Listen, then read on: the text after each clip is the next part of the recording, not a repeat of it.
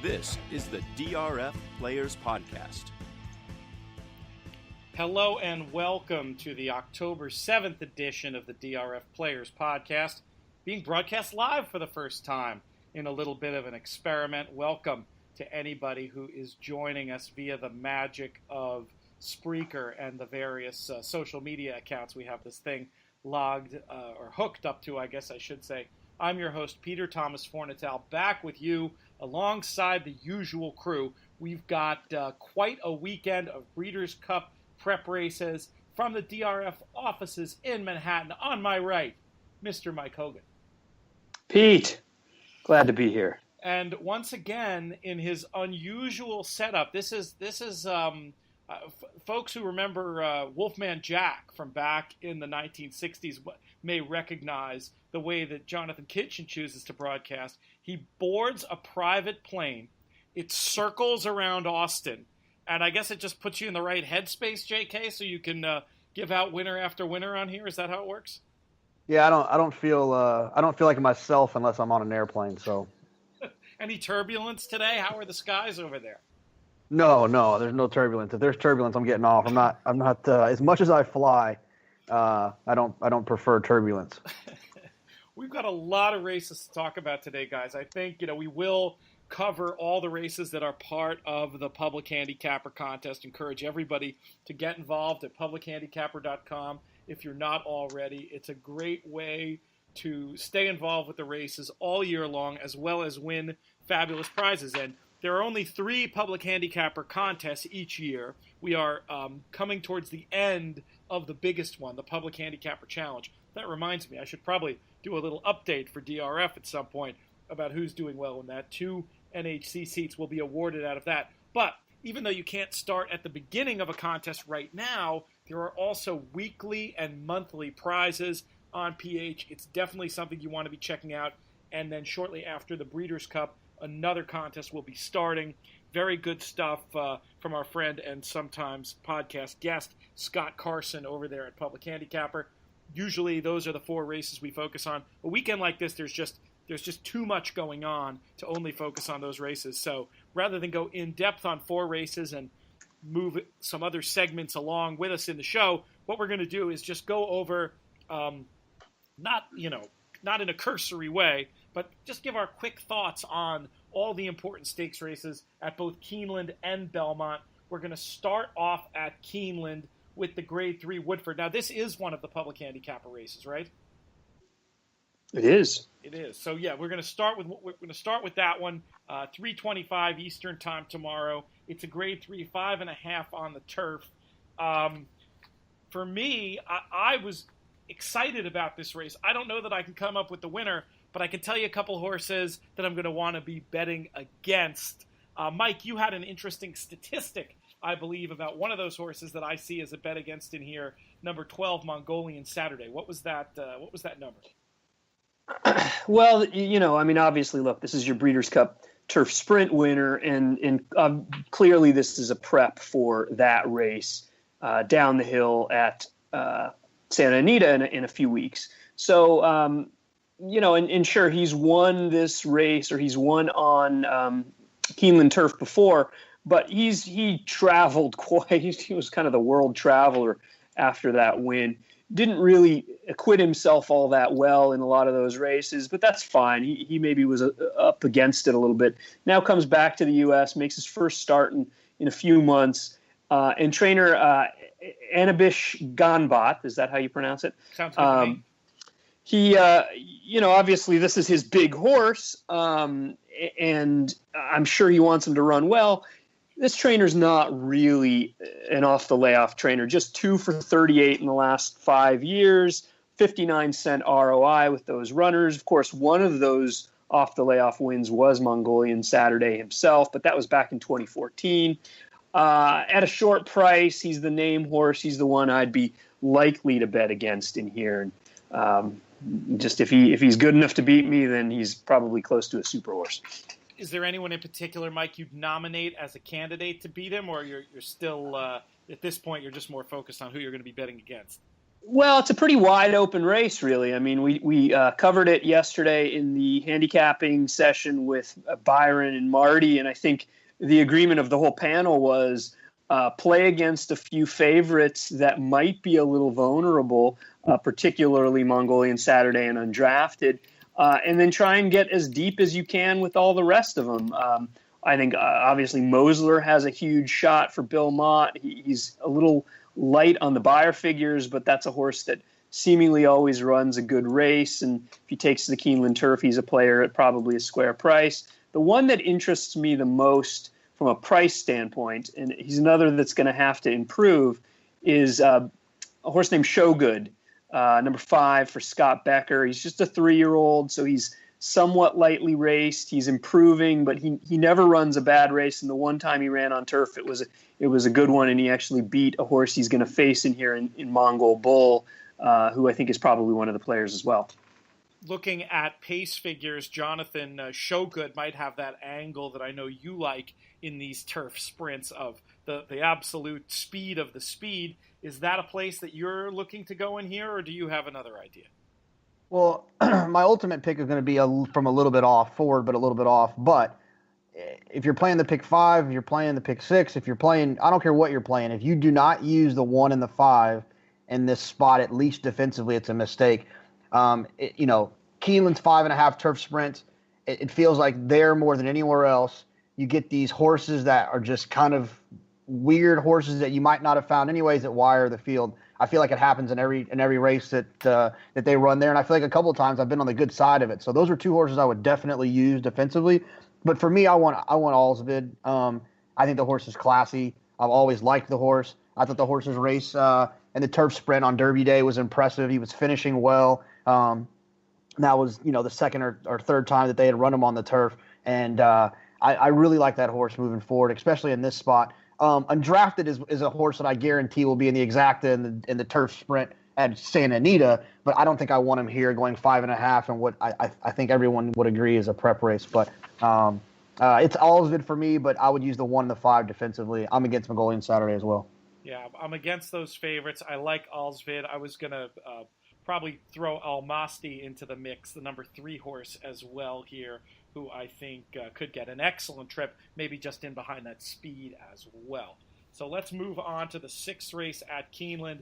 It's the Thoroughbred Club of America, a Grade 2. Now, Jonathon, anytime the best horse in the race has a pace advantage, I pretty much know who you're going to pick. So should we just say Stonetastic and move on? No, I actually have a hate relationship with Stonetastic. In fact, do describe. My first Breeders' Cup betting challenge, I had $2,000 left, and Bobby's Kitten was the race after this, and I didn't feel like I thought Bobby's Kitten was gonna get bet down to like 4-1. I didn't feel like 4-1 times 2,000 was gonna be enough, so I did something very stupid that I'll never do again. I bet 2,000 to show on Stonetastic to try to get a little bit more money, and then I was gonna bet it all on Bobby's Kitten, and she obviously didn't show. That's why I hate her, and I'll never forgive her for that. But hater, isn't that a strong word? Well, hate her as much as you can hate a beautiful 4-legged animal. But yeah, as much as you can hate her, I hate her that much. Where are you going to go instead? Bendable for me. Jose Ortiz obviously has been running lights out, and when Mandela puts one on the plane, he means business. And this horse was impressive in her last race. She's been impressive this summer. She lost to or she beat the Gray filly. I'm going blank on her name now. Enola Gray. Right? Enola Gray beat her, and I with those 2 combinations there, I think the horse will get a good trip. It feels like Stonetastic it feels like she's better at 7. I mean, I know she won by 6 last time, going 6, but that she was 2-5. She's supposed to win by 6. So, bendable for me. I think you'll get a little bit of value there. She hasn't really proven herself yet, and like I said, it's Mandela putting one on the plane is not common for him, and it's a good sign for me. Yeah, the last time he won at Keeneland, or actually in Kentucky at all? I was going to say Beholder, but she didn't win there. No, she ran second. When was the last time he won? I have no clue. You'll know. It was 2004. But I mean, how many starts are we talking? Sorry, 2000. I think maybe it was 2007. Anyway, yeah, it was only 11 starts. Yeah. He's had 11 runners in the state of Kentucky. So this is just not something he normally does. We talked about it a little bit on the session yesterday. This is probably a Claiborne call. Sure, being right down the road. I mean, it's trainers will definitely tend to put horses in different places or do different things when they have different owners. So this makes perfect sense to me as part of the Claiborne-Mandela relationship. And also, Marty pointed out on that seminar yesterday, and I second Mike's emotion that folks should check that out, drf.com/YouTube. The jockey booking of Jose Ortiz seems just really notable and interesting. So there's a lot of I get where you're going with that, Jonathan. I noted another thing, too. You know Ortiz's record at Keeneland? I don't. He's 0 for 8 with 1 second, but he's got a lot of live mounts both today on opening day, tomorrow. That'll change. Over the course of today and tomorrow, I have a feeling that that bagel will no longer be extant. But let me ask you this, Jonathan. When you're taking on a horse like Stonetastic as part of it, when you go through PPs and you can see not one but 2 defeats at 30 cents on the dollar, does that – I mean, you're kind of joking around that it's sort of an anti-sentimental play against Stonetastic, but I mean, do you see some real handicapping reasons here to be against her as well? Yeah, absolutely. I mean, I don't want to speculate, but it feels like she might be an ouchie horse anyway. She seems like she's always, coming off of these long breaks. I feel like every time I bet her, she's coming off a layoff, and I think some of her biggest performances, the ones that made people kind of know who she is as a filly. She was with the track, it was speed favoring days where she got to the inside and went on with it. So she's just, I've seen her lose when she has perfect situations at 2-5 way too many times to bet her with any confidence. Mike Hogan, how about you? Where are you going to end up here? I'm generally with you guys about being skeptical about Stonetastic at a short price. She may just be good enough to outrun all of them, but there's some other early speed in here. And, granted, she's only run there a couple times, but Keeneland doesn't seem like it's her best surface. So I'm happily playing against her at a short price. The one I'd probably lean on most is probably going to be the second choice. So unless Bendable takes some money, so it's not like I'm getting crazy here. But I think number 1, Irish Jasper, is a filly who's starting to get good after being quite good last year as a 3-year-old. She's in the Brown Barn now. She maybe didn't run so well in the first couple starts with him, and then he laid her off a little bit. I think she's starting to get good now. This is her 3rd start as a 4-year-old. I think she gets a great trip here. If Stonetastic backs up, I would absolutely expect it to be Irish Jasper that takes advantage.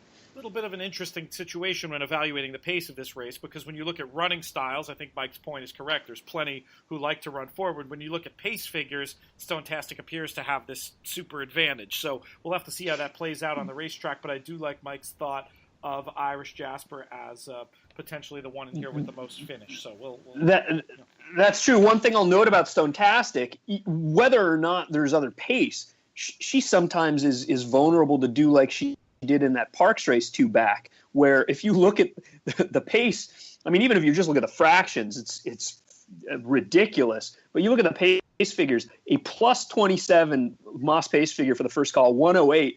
I mean, even if she's not pressed, she has a history of just running off and kind of slitting her own throat. So let's move on to the First Lady. Obviously, this is the return to the races of Tepin. There's been a lot of chatter in horse racing Twitter about the showdown between Celestine and Tepin. Mike, which side of that showdown do you fall on?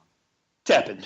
I mean, look, if you're leaning against Tepin, you're hoping that maybe this isn't the spot. This is just a prep. She maybe bounces in the second start off the layoff. But everything I saw a horse that maybe wasn't completely cranked last out, yet she still beat a field of decent grade 1 males in $1 million race on a track she'd never run before. She had a little bit of trouble there. She still won. Maybe it wasn't her most impressive race, but I absolutely expect her to take a step forward here.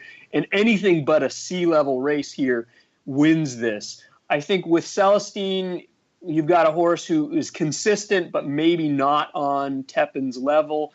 She ran a huge race last time. They had a little bit of an issue with her. Belmont had to back off. She missed about 5 weeks of work. So you have to hope that she's going to repeat that last effort, and then Tepin maybe takes a step back as well. It's too much to hope for from me. I think betting against Tepin is like betting against the San Francisco Giants in an even-numbered year. I like getting that little dig in there at me, Mike. I appreciate that very much. Yeah, no problem. JK, what do you think? Is this a 2-horse race or is it a 1-horse race? One of the things I like to do is when a horse gets a really big figure and we've talked about this before on seminars and podcasts, I like to go back and see what horses do out of that race other than that horse to identify whether or not that figure was real or not. And depending on what figures you look at, 7 of the horses in Celestine's last race have come back to run equal to or better than the figure that they received in that race, which tells me that the number's real. And if that number's real, then she's competitive in this spot. With all of that said, Tepin's going to improve off of her last race. She loves Keeneland. And Belmont off of a break with a horse that had an issue is not a horse that I want to challenge, one of the best turf horses we've ever seen in this country. So take it at your own risk. But for me, it's going to be 100% play through Tepin. And if she loses, I lose. Celestine's one of those horses that I think it happens very often when there's a huge favorite and then there's the second most likely and the only other horse that people can envision winning. That horse typically goes off at shorter odds than they actually should be considering the situation. And I think we saw that last week with Ecto or whatever. Like, he was 10-1. And yes, when you can find a 10-1 shot, congratulations to you. But the horse should have been 30-1 in that race. And you trick yourself into thinking you're getting value, and I just don't always think that's the case. A little bit of Chris Larmy trolling going on there. Don't know if you heard me on the Steve Big Show this week, but I was the. My Twitter's going to blow up today. Yeah, well, we're doing this live. If Larmy is awake at 6:39 on the West Coast and happens to be listening in, maybe he'll even just mid-show start trolling you. Chris is the best, and but we did get a little too deep in the weeds on Ecto the other day, and I appreciated my friend Frank Scatoni calling us out, saying, "You guys do realize you've spent half the day tweeting about Ecto with an exclamation point," which I thought was sort of the definitive word on it, and yet here we are a few days later still talking about it. The horse that I just wanted to mention, and listener Andrew Wright, sent in his thought on the race, which was a Tepin Onus Cold Exacta. I could see just a world in which I take 5% of my multi-race play, just the tiniest little nibble on Onus, if Celestine and Tepin happen to go too fast, if something really strange is going to happen. Onus is the one, if you said pick somebody else or pick somebody to play hard underneath in second and third behind Tepin, more likely in exactas and tries. I don't completely. I mean, I like Onus as a vertical candidate in this race. So I just wanted to mention that one, and thanks to Andrew for the prompt on it. Either of you guys have anything to say on Onus? Yeah, I agree. I think Onus, from a value standpoint, I like Onus a lot better than I like Celestine, because I think Jonathon's right. People that are going to try and play against Tepin are going to land on Celestine, and she might be 3-1 in this spot, which is probably a little bit of an underlay in my opinion. So horses like Onus, who similar to Celestine in a way, always runs her race with the exception of maybe the yielding turf courses. She's not going to get that here. On firm turf, this horse is close to the top of, certainly not Tepin, but she's one of the better turf fillies out there on firm turf, in my opinion, and I wouldn't underestimate her. Let's move on to the Breeders' Futurity. Jonathan, we'll start with you on this grade 1. Is any part of you upset that your horse, not this time, has chosen to skip this spot and head straight to the Breeders' Cup Juvenile?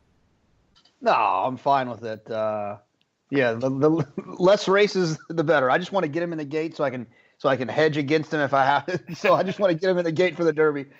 But the other Romans is interesting to me. I mean, that horse. Hearing Dale talk, he's talked well about the horse. Obviously, the horse is well bred. And if you just take a look down, you'll remember Life at 10 was a pretty good racehorse herself. So I'm interested there. And so there's a lot of my play will happen in surrounding him just because I feel like the price on the horse I think is going to win is just not going to be something that I'm going to take part in. But Classic Empire, I think, is the most likely winner. Adding blinkers. That horse's race on Derby week at Churchill. If you haven't seen it, it's a fun. No, the one before that the debut. Yeah, the debut. Yeah, he missed the break and come running late. It was pretty impressive. So it's a fun one to watch. And then the Bashford Manor was impressive. And then he had the issue last time, and apparently he is. Yeah, he's got blinkers on now. And from what I've heard, he's been working well with those blinkers. Seems to have a new focus about him, and I just think he's just too fast for these other these horses just on figures. So he's one that I would definitely think's the most likely, and I would use. But I think the other Romans is a very interesting horse, and he's one that I'd use as well. This, for me, is a perfect example to put the theory to the test about betting against these, one-turn, high-figure horses going 2 turns. I mean, you might be right. Classic Empire easily could be the most talented of these, but I think there's enough reason stretching out to take a shot against. And the place I wanted to land was number 7, Holiday Bonus for Graham Motion, who has the 2-turn experience from the sapling. You notice right away the Lasix and blinkers on for Motion going up in class, going up into this grade 1. It just it's not a huge sample, but I did do a little formulator on that, and it turns out adding both Lasix and blinkers, Motion 3 for 13 with a 216 ROI. I also thought very interesting that of those 3 horses, great thing about formulator, not only do you just see the numbers, you can go back and look at the actual horses and how they ran. One of them was a wire-to-wire winner, as you might expect, but that was on a very slow-looking pace. The other 2 actually closed, and I thought that was a good thing because I figure with all these one-turn horses stretching out, pace is going to probably be pretty fast here, and I like the idea of picking one who I think has some finish. I could be all wet with this one, but I want to take a shot with number 7, Holiday Bonus. Mike, what did you come up with in here? Well, I'm with you, Pete. I think the bet against of the day at Keeneland on Saturday is number 11, Classic Empire. Wow, bet against of the day. That's strong. Yes. I mean, look, he may just be a super horse. And if you go based on that slop debut, then, and you want to bet a horse that did that at 4.5 furlongs, you want to bet him at 8.5 furlongs at what, 5-2, 2-1, maybe even lower, whatever he's going to be. Then by all means do so. Please do so. The horse that ran second in that one is still a maiden. I don't know if that's the best field that they carded at Churchill at that meet. You look at the siblings. He's got 3 siblings, all of whom are multiple winners. They've won something like 25% of their races combined. They only one of the 3 out of 80-something races combined even tried a route. I just don't see it going 8.5 furlongs with a horse that clearly has some head issues. You got to hope and wish that talent carries to 8.5 furlongs at the shortest price that you're going to see in a race that I think is very wide open. Please bet Classic Empire. Jonathon, I gotta let you rebut this one. I get it. I get it. I get his argument. He's a short price horse. He's trying new things. Blah blah blah blah blah blah blah. But when I look through, I think a lot of people they'll look through the PPs and they'll come up with ideas. They'll try to pick something that's like, oh well, I could see that horse winning, or oh, I can see that horse could improve. And I just don't like taking. I don't like if I think a horse is the best horse in the field. I'm tempted, and maybe it's a thing I need to do better at. But I'm tempted just to lean in that direction rather than trying to get creative and pick some situation that I don't feel great about. And none of these horses are really that impressive to me. And then a lot of them are stretching out. The ones that make me interested are stretching out as well. So he's right. I get what he's saying. It's not typically smart to take a crazy horse, adding blinkers, stretching out at 5-2, drawing the 11 hole in a 12, 13 horse field. I can't argue with him. But if I single that horse, while everyone else is trying to get creative, then I'm smarter. Yeah, you can get some equity that way if you end up being right about it.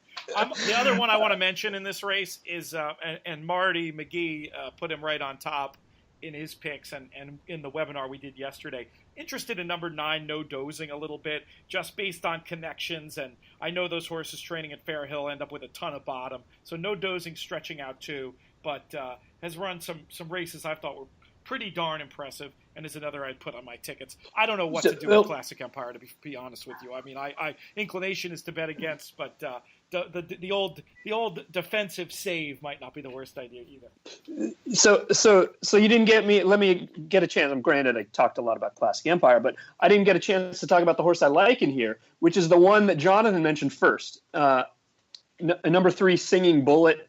If you look at from a pedigree standpoint, who is the best bred, especially the best bred to go 2 turns as a 2-year-old in a graded stakes race, it's got to be Singing Bullet. Hard spun out of Life at 10.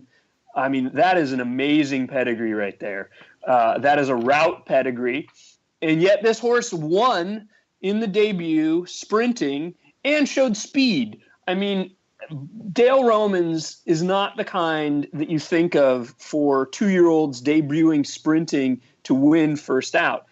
He only wins about 10% with all first-time starters in sprints. It's about 11% with 2-year-olds. The ROI is less than $1. But when he takes them in the second career start and goes sprint to route, just in general with all of them, with 2-year-olds, he wins at a 22% rate.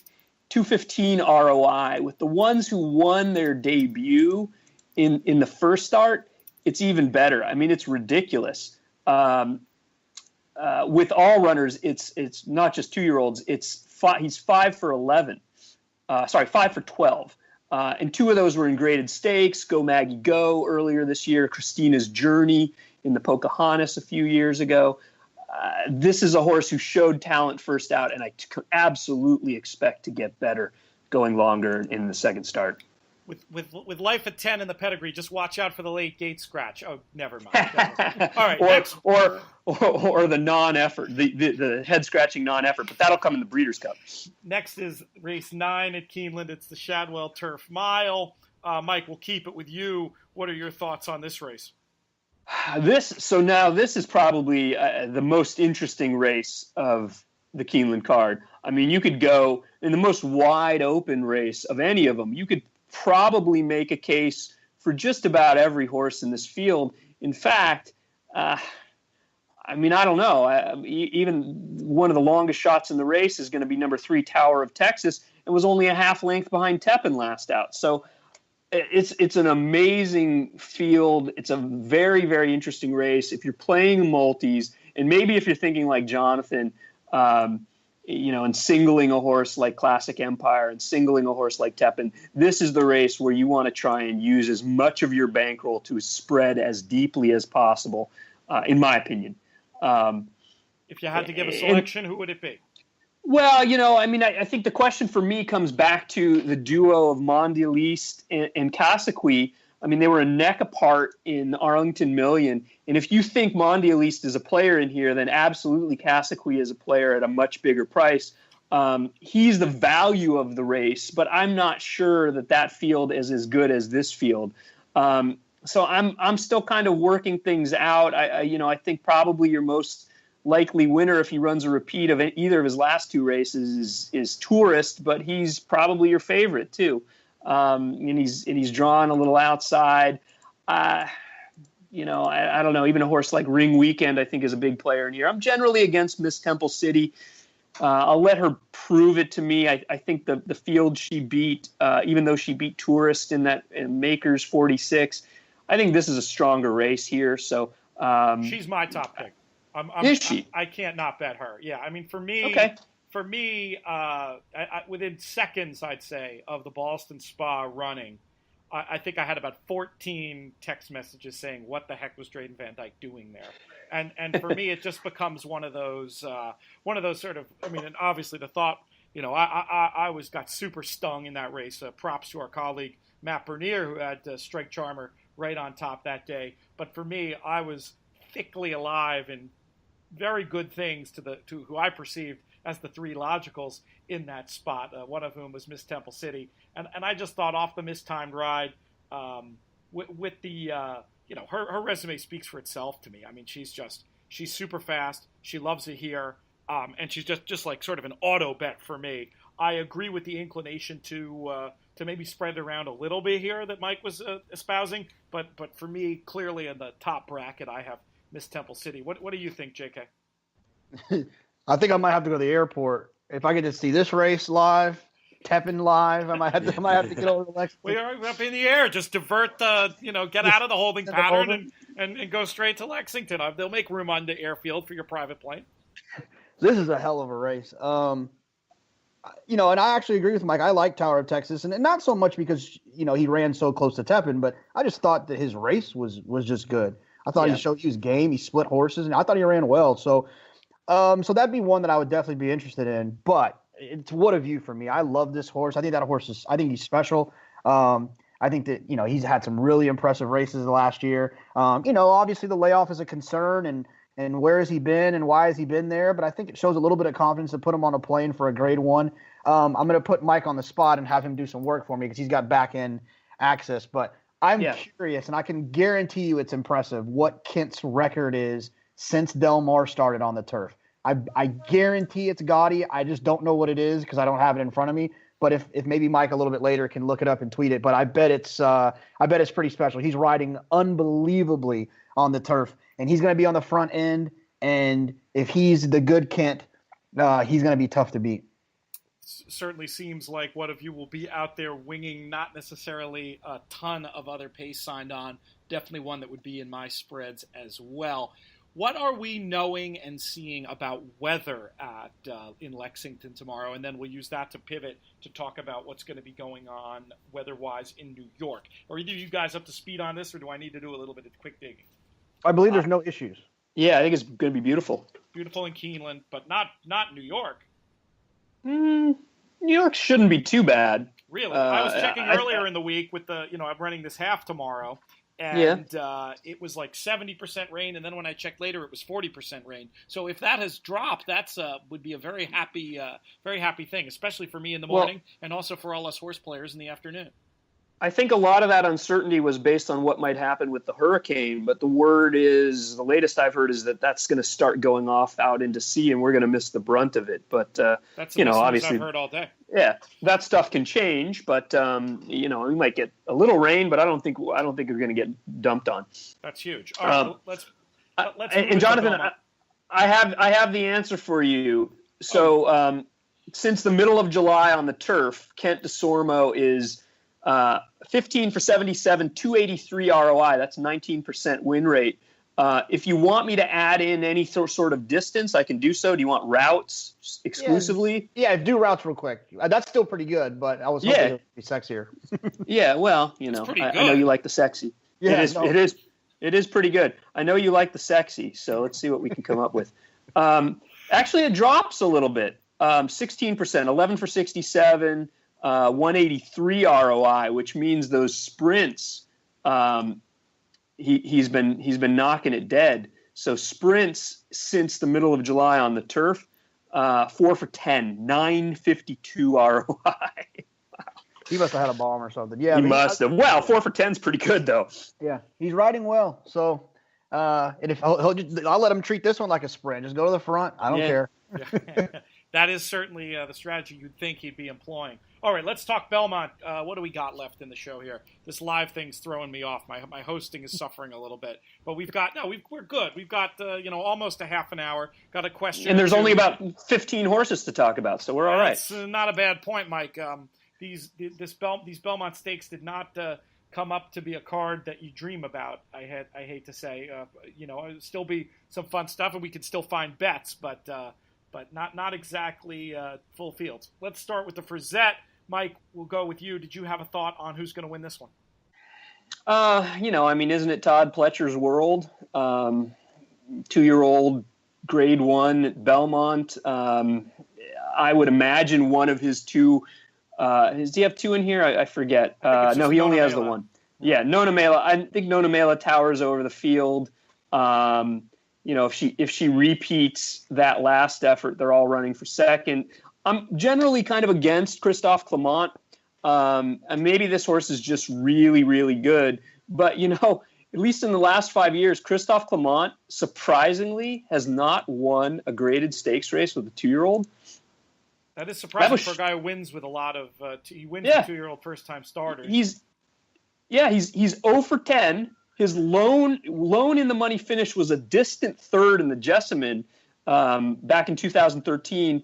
He's been out of the money 9 of 10 times, out of the money at 2-1, at 4-5 with Welcoming, at 3-2 with Saratoga Dreamer. He had Joust, who was out of the money earlier this year, and the Ms. Grillo, Blue Pigeon, Frostmorn just the other day.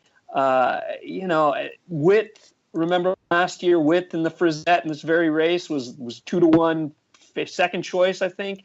It's just not Christophe's game, and he's competing against somebody whose game it is in Todd Pletcher. So of those two, that's who I'd lean more heavily on. I did want to quickly mention number 5, Star Super, partly because he was co-bred by a buddy of mine, Rocco Baldelli, who's very excited about her running in here. And her maiden win at Laurel was actually pretty impressive, and there were 3 next out winners, 2 others that ran second from that race. Every horse she beat in that race went and improved their Beyer figure next start, which tells me it's a race that is better than it looks on paper. I don't know if she's good enough. She's going to be a huge price, but there's a possibility that if she just goes, all the other runners think, oh, this is a ridiculous long shot, let's let her go, and she maybe takes them quite a far distance, and who knows what happens. Maybe a candidate for verticals, and that reminds me, Mike, I do have to get Rocco on the show at some point to talk baseball and horse racing. That would be a lot of fun. For me, the question with number 4, Yellow Agate, the Clement runner you were referencing before, I'm excited. A little bit later today, we're going to be, oh, that's right, there are people listening live, so I can actually plug this properly. At 11 o'clock Eastern time today, we're going to be doing a webinar about this very Belmont card with Maggie Wolfendale and Mike Beer. It's going to be a lot of fun. I'm very curious to talk to Maggie about her notes on Yellow Agate to see how cranked this filly looked first out and see how she thinks she's going to do with the added distance today and with that start under her belt. I hear your trepidation about those Clement stats, but I wouldn't be too quick to chuck her out depending on some other information that maybe we can glean from Maggie in a little bit. JK, what did you come up with in the Frisette? Sky Gesture. I thought the rail was dead last time that win. Gets Mike Smith, who I think there's no secret of my fandom, Mike Smith. Simple. It's not the most intriguing race, to say the least, but I would, she'd be the type that I would single and see what happens. Tis now, should like to stretch out. That's where I'm at. You're thinking wire job there, I presume, from the rail with Smith in the irons? Yeah, I would hope so. He better go somewhere from down there. All right, the 5th race is the Kelso Grade 2 going a mile. JK, will keep it with you. I want Tommy Macho. I'm going to butcher this stat, but you can tweet Nick if you want to know what it is. But Nick is always he was a big proponent for Todd Pletcher being bad with the graded stakes races, like first off, but he's like turned that around recently, and he's like now he's good at it. It's like he's like changed something in the last few years, and so I've always thought Tommy Macho was a good horse. All the other horses have disappointed me way too much for me to like really try to lean on someone here. So I'm going to go with Tommy Macho on the outside. Like Mike said, it's Todd Pletcher's world. We're all just living in it. So hopefully Todd got him ready to run off the break. Doesn't feel like they're pointing him anywhere else. So let's let this be the win. If he's 6-1, I'll be happy about that. That was my pick as well. Mike, who did you come up with? I'm a little interested in Point Piper, who's a horse that I've liked for a while. He's well bred. He's actually amazingly bred for the turf, but he's turned into a pretty decent dirt horse. And Hollendorfer has realized that he's probably not going to win too many graded stakes in California, so he's kind of taken him on a national tour. That Long Acres Mile was really good, and it's come back live with 3 next out winners from 4 to run. He set the track record in that race as well, which is notable because the Emerald track has been around for a little while. I think he just could be a good horse, and this is a field that doesn't really excite me all that much. So in Hollendorfer, we trust. We got a question about Bocello, the number 3, specifically about what we thought about this quick wheel back from David Jacobson. Mike, did you have a chance to look into those numbers at all by chance? I can look at it real quick while we discuss. I mean, in general, I think the question about is general about wheelbacks with any horse. My answer is I look to the trainer. If the trainer never does it or doesn't have success doing it, then I tend to feel like this is a little bit of a reach. And maybe after the last race, they didn't get what they wanted, so they want to get another start in. This is Jacobson's MO. I mean, of any trainer, with the exception of Jaime Mejia, who seems to only want to run within 10 days of every start, Jacobson regularly runs back within 7 days. 217 runners in the last 5 years have run within a week of the prior start. He wins 26% of those races. It's only a $1.50 ROI because a lot of these Jacobson horses get bet. So of any trainer, he's the one I would trust to do something like this. Granted, he doesn't do it very often in graded stakes. He's only 0 for 2 in the last 5 years, the most notable being Salutos Amigos in the Breeders' Cup Sprint a couple years ago. But if you like him and you want to make a case for just tossing that last start, the short wheelback wouldn't concern me. JK, what are your thoughts in this race? Yeah, I agree with Mike. He does that. He wheels horses back. It's weird. Just kind of from that marathon distance cutting back. But, he's the type of horse that if you have interest in him, he's one that I would definitely include. Doesn't feel like he's good enough, but you're going to get paid to find out. I mean, he'll probably be if he's not the longest shot on the board, I think he will be. I mean, I think Ocean Knight will take money just because that horse always takes money, but. Yes. The cutback was something else I wanted to talk a little bit more about. If you view that as a positive, I mean that's a pretty extreme version. I do. Go ahead, Mike. Well, I do because he hadn't proven himself really beyond 9 furlongs, and I think that last race, Jacobson was just figuring, well, let's see how far he wants to go. He set the pace and then he tired and finished out of the money, and Jacobson said, okay, I guess he's not a 13 furlong horse, so let's cut him back to a mile. He's done well at the mile. He's done well at the 8.5 furlongs, at the 9 furlongs. So it wouldn't surprise me if he runs well here. 13 to 8 doesn't really get me going when it comes to cutbacks. It's one of those I don't even know what the hell that means. Like it doesn't 13 to 8. The cutbacks that get me excited are 10 to 7 or or 8 to 6. If this was a marathoner who had regularly proven that he does well at those distances, and then there's the cutback, I'd be a little bit more skeptical. But right. I think it was just, let's see how far he wants to go, and then I answered that question. Let's get him by. All right, let's move on to the Flower Bowl. Another Grade 1 1.25 mile.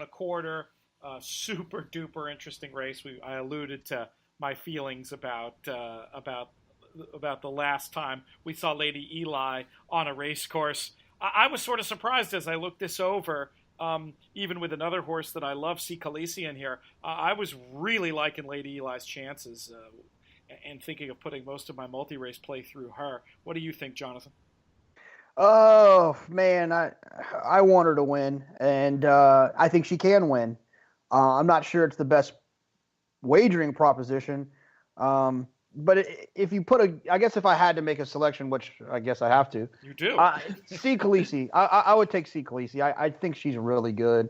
And, I just think that Lady Eli is going to be bet. And if you can get 5 to 2 on C. Khaleesi, I think that's legitimate. I'll be cheering for Lady Eli, and I probably won't even participate in the race so that I don't have that conflict. But I think that they'll run 1-2. I think both of them are really good, and I think Lady Eli's got a reason to improve, and I think C. Khaleesi might be the best female turf horse in Chad Brown's barn. My case really was just, again, having to do with the dynamics in the Boston Spa and the thought that maybe Lady Eli's run was not that efficient, and maybe C. Khaleesi, good as she was, as much as I loved her in the Beverly D, just had like such a great setup. I thought there was a chance the tables could turn. Obviously, I'm not going to get beat by C. Khaleesi. I was just surprised when I handicapped the race at how much Lady Eli I wanted to use here. Mike, what about you?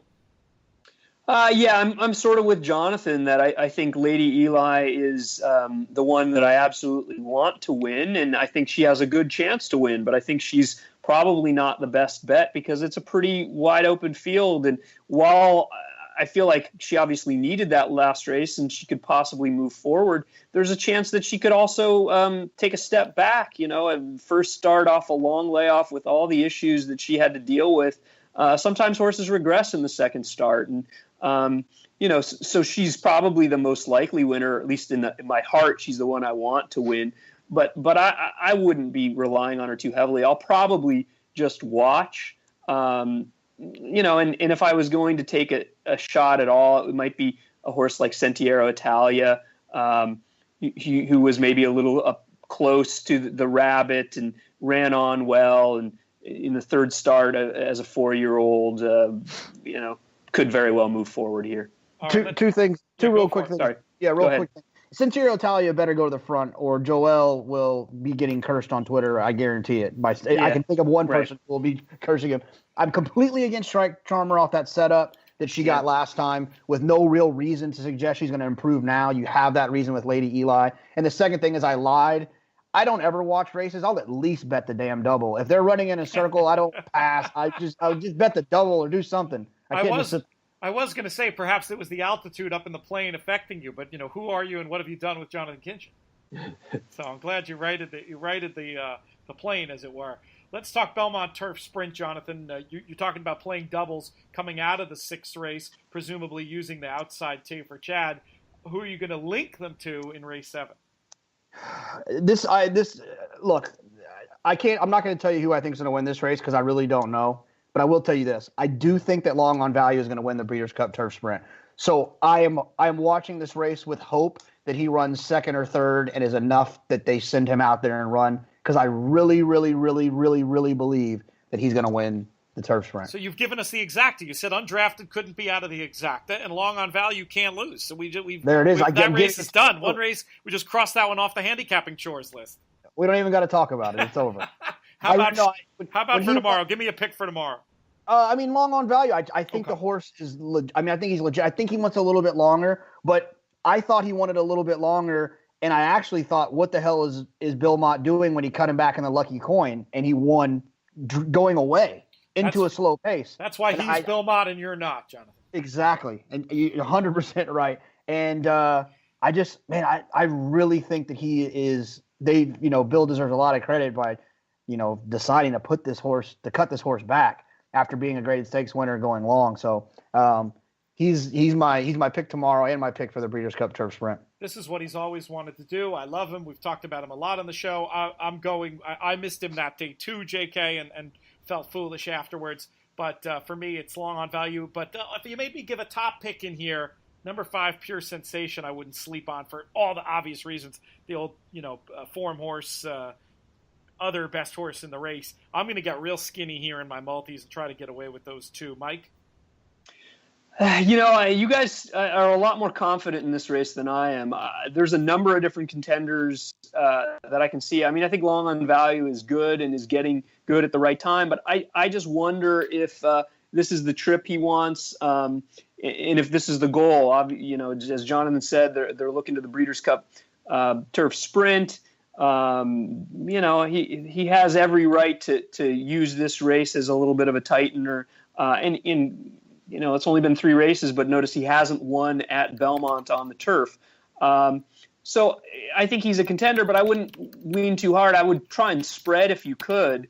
The one that intrigues me a bit is number 9, Ready for Rye, who I think might be better on the turf, or at least his dirt races have been better on the wet dirt. And Pete, are you typing? I am. You're typing. You're a very loud typer, man.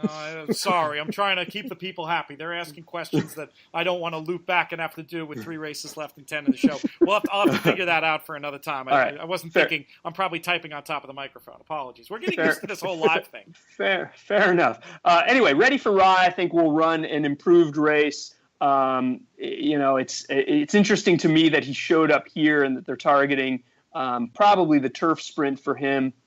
The other one, from a pace standpoint and from a horse that's just never run a bad race and is certainly stepping up in class, but in these turf sprints, sometimes good horses, they just improve when they get tested against better. Number 8, Pool Winner.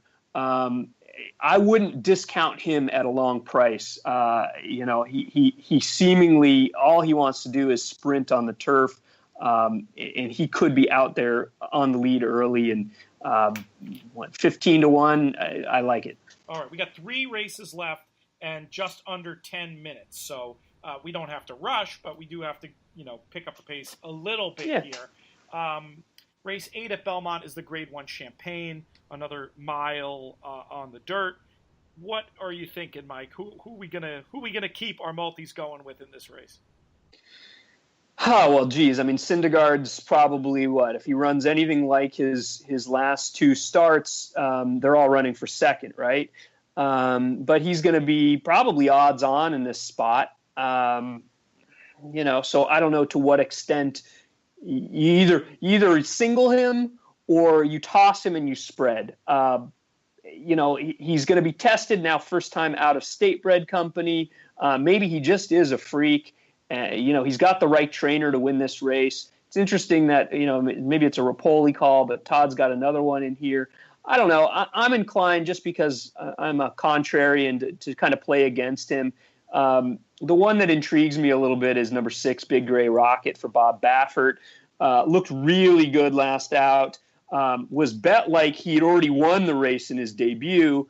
Had some trouble, ran really well, validated that effort last out. The figure comes back a little low, but I think there's big things ahead for Big Gray Rocket. And I don't know if he'll get overlooked, but he'll be at least a square price as the third choice in a very short field. As for me, I'm just hoping Syndergaard the equine meets a better fate than Syndergaard the human did the other night. JK, who is it in the Champagne? Oh, Big Gray Rocket. He, reports are he worked with Lord Nelson from the gate. And anytime you get a 2-year-old working with a horse that we've been arguing on Twitter about is going to be favored in the sprint is something I think is pretty impressive. And we know we've already had this conversation in the last few months about Baffert shipping dirt horses out west, from west out east. So I don't really think there's much more to talk about there. I think the Big Gray Rocket is the most likely winner here. Obviously, he needs to improve a little bit on forms, but he's the young horse. He's doing something different. I think that he probably can. So Frank Fletcher over Todd Pletcher. There it is. Question for you, Jonathan. Do they let you, when you go through airplane security, do they let you bring the white Baffert wig? Is that safe to fly with? Can you have it on right now? It is. It's under 3.5 ounces. We didn't talk about favorable outcome much in here, JK. Are you going to use him at all? This is one of those spots like where if it's not going to be my top pick, if it's not going to be the Big Gray Rocket, like I think it can be a bunch of other horses, and I feel like I'm gonna kill my equity by using all the other ones. So this is one of those spots where I'll just probably use Big Gray Rocket as an A horse, Syndergaard as a B horse, and if I'm wrong, then I'm wrong. Rather than trying to cover all the situations, because Practical Joke makes sense.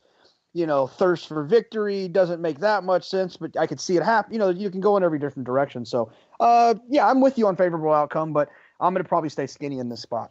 I like it. Let's talk about the Hill Prince. Jonathan, we'll keep it with you. What do you think?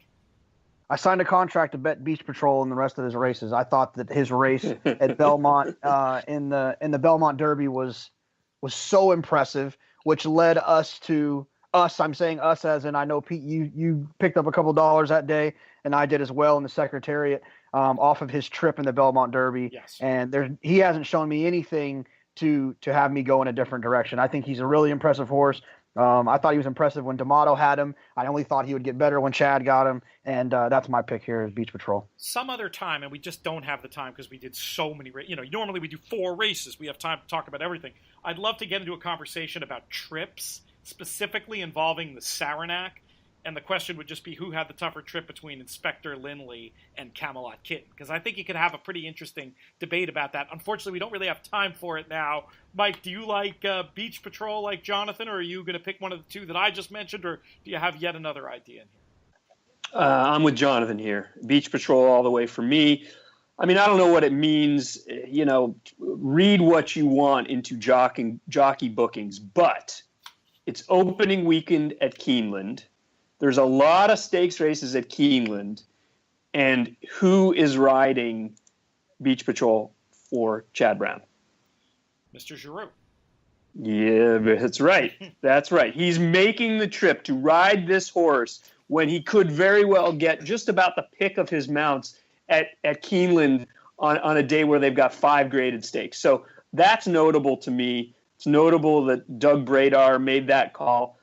They clearly want him on him for the Breeders' Cup. I think he's the best horse in the race.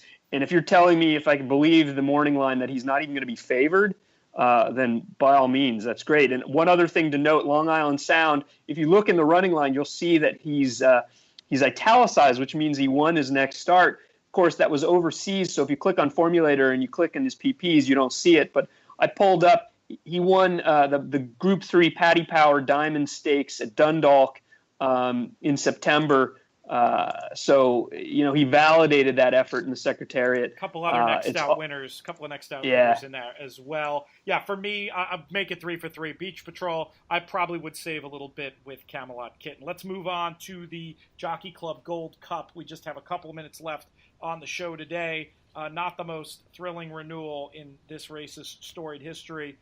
Matt Bernier, I know, been doing cartwheels over the fact that his boy, Opportunity, shows up here. Once again, he gets to see his two horses, Opportunity and FNX, run together. I'm sure the vibes are just probably beaming out of his cube at the DRF offices, Mike, huh? I haven't talked to him about it. But I would imagine what he might say is, boy, Opportunity sure picked the wrong spot to ship into because there's no pace in this race, right?